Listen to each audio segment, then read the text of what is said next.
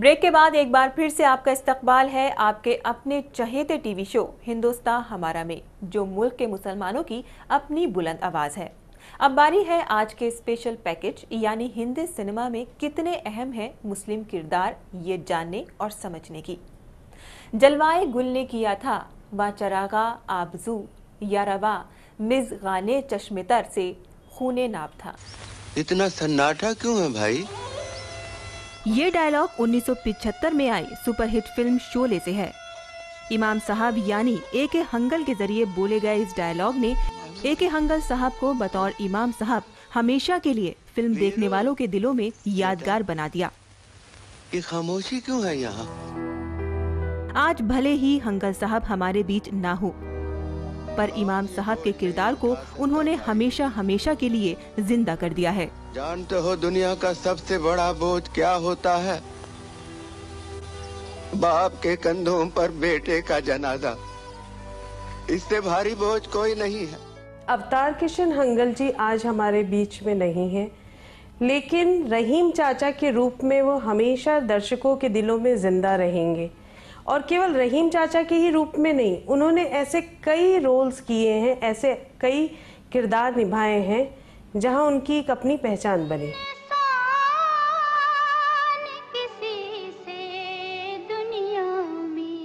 50 से 70 के दौर में ऐसी कई फिल्में बनी जो मुस्लिम कल्चर और नवाबी शैली को बड़े पर्दे पर खूबसूरती से दिखाती रहीं। मुगल आजम के सलीम हो या फिर चौधरी के चांद के असलम, गुरुदत्त और दिलीप कुमार को इन फिल्मों के किरदार ने हमेशा के लिए अमर कर दिया। उर्दू अदब और तहजीब, ये तीनों का एक मिक्सचर हमें 60s के दौर में सबसे ज़्यादा दिखाई दिया। और इसीलिए शायद सलीम का किरदार हो चाहे असलम का किरदार हो जो गुरुदत्त साहब ने चौधरी का चांद में निभाया था, या मेरे महबूब के अनवर, वो एक यादगार हीरो बनकर रह गए। 1963 में आई फिल्म मेरे महबूब ने हीरो राजेंद्र कुमार को अनवर हुसैन की शक्ल में शायर की पहचान दिलाई। सारी रात जाग के कटी है। ये सभी किरदार उन फिल्मों के रहे जिसमें मुस्लिम माहौल की कहानी रही। यार मेरे अब शेर लिखने का वक्त कहाँ है? 80 के दौर में ऐसी फिल्मों का दौर कम हो गया था जहां नवाबी शैली और लखनवी अंदाज मुस्लिम कल्चर के मार्फत नजर आने लगा था। 80 का दशक एक ऐसा दौर लेकर आया जब सोसाइटी का जो कॉम्प्लेक्स ताना बना होता है, जो हमारी सोसाइटी जिस डाइवर्सिटी के साथ फ्रेम थी, उसको समझने वाले डायरेक्टर्स की बॉलीवुड में कमी आ गई। 80 के दौर में आई सुपरहिट फिल्म कुली में डायरेक्टर मनमोहन देसाई सुपरहिट अमिताभ बच्चन के कैरेक्टर में इकबाल खान के किरदार को सामने लाए, जो गरीब मुसलमानों की आवाज बनता है। कभी वक्त निकालकर हम गरीबों की दुनिया में भी झांक के देखिए साहब, दर्द की जमीन पर तकलीफों के साए में पानी की जगह आंसू पीकर कैसे जीते हैं हम। सागर सरहदी की बाजार में नजमा का किरदार भी कुछ नया कहने की कोशिश करता है।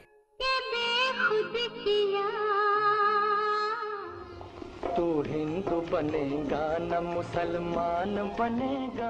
गैर मुस्लिम समाज पर बनी फिल्मों में भी ऐसी फिल्मों की गिनती कम नहीं रही जहां मुस्लिम किरदारों की पहचान उन्हें भीड़ से अलग करती है। भले ही ये किरदार मेन स्ट्रीम के किरदार नहीं बन पाए हों, पर फिल्म में इनकी मौजूदगी को नकारा नहीं जा सकता। चाहे वो दो रास्ते के खान भाई की कहानी हो या फिर धूल का फूल के अब्दुल राशिद, जो एक मासूम यतीम बच्चे को अपनी पहचान देते हैं।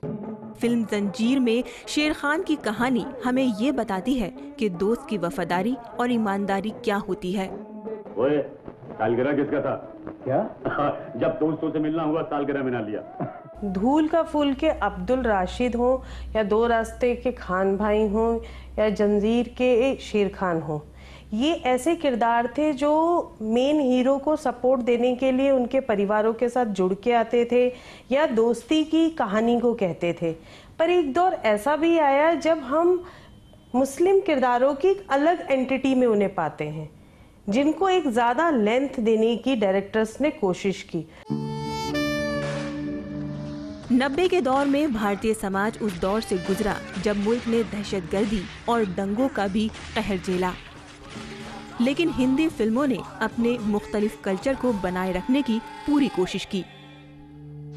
अगर फिल्मों में दहशतगर्दी को दिखाया गया तो ऐसे किरदार भी नजर आए जो मुल्क के लिए अपनी जान की बाजी लगा देते हैं। गुलमस्तान, दुनिया में कोई ऐसा मुल्क ही नहीं है जो हिंदुस्तान के 2 टुकड़े कर सके। फिजा में करिश्मा कपूर का किरदार फिजा की शक्ल में ऐसी बहन नजर आई जो अपने राह भटकते भाई को तलाश करने और सही राह पर लाने में अपनी जिंदगी लगा देती है। सरफरोश में इंस्पेक्टर सलीम मुल्क को तशद्दुद से बचाने में अपनी जान गंवा देते हैं। 10 नहीं साहब, 10,000 मिलेंगे अगर आप भरोसा करेंगे तो। फिल्मों में, मेन स्ट्रीम फिल्मों में मुस्लिम कैरेक्टर्स थे वो थोड़े कम होते गए या हमें नेगेटिव शेड्स में नजर आने लगे, पर ऐसी भी कई फिल्में बनी जहां उनकी एक पॉजिटिविटी और एक मुस्लिम किरदारों का जो अहम रोल है समाज में वो हमें ज्यादा नजर आया। आज के दौर में कबीर खान, हबीब फैजल, रेंसिल डिसूजा और जयदीप साहनी जैसे नौजवान डायरेक्टर्स ने मुस्लिम किरदारों को नया रूप रंग दे दिया। आज भले ही बॉलीवुड पर अंग्रेजी का रंग चढ़ गया हो, उर्दू या हिंदुस्तानी जुबान की कद्र करने वाले वैसे मेकर्स भी न रहे हों, पर जब भी किसी मेन स्ट्रीम फिल्म में किसी मुस्लिम किरदार को मौका मिलता है वो मुल्क और समाज के तई अपने जज्बात, भोलेपन और साफ गोई से एक मुकम्मल राह बना लेता है। आज के स्पेशल एपिसोड में बस इतना ही। अगर आप अपनी कोई बात या अपने दिल के जज्बात हमारे साथ शेयर करना चाहते हैं तो आप हमें ईमेल करें ntihindustanhamara@gmail.com पर, या फिर लॉग ऑन करें www.hindustanhamara.in पर। आप चाहें तो हमें फ़ोन भी कर सकते हैं। हमारा फ़ोन नंबर है 012045678333। आप चाहें तो हमें फैक्स भी कर सकते हैं। हमारा फैक्स नंबर है 0120429121 पर। आप चाहें तो हमें SMS भी कर सकते हैं 09868807712 पर। यकीन मानिए आपका हर एक मशवरा हमारे लिए बेहद कीमती है। रास्ता रोके खड़ी है यही उलझन कब से, कोई पूछे तो कहे क्या कि किधर जाते हैं।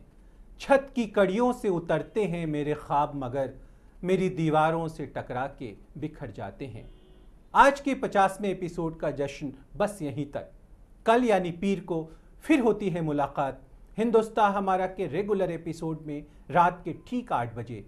पीर से जुमेरात और हिंदुस्तान हमारा का रिपीट टेलीकास्ट देखिए पीर से जुमेरात सुबह के 11 बजे। अब आपको अलविदा कहने का वक्त आ गया है।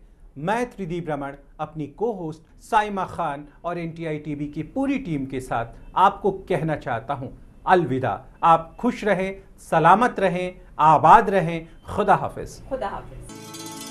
कल के मकाम में देखिए ऑल इंडिया डेमोक्रेटिक फ्रंट के प्रेसिडेंट और लोकसभा MP मौलाना बदरुद्दीन अजमल की जिंदगी की दास्तां। जितना है तेरा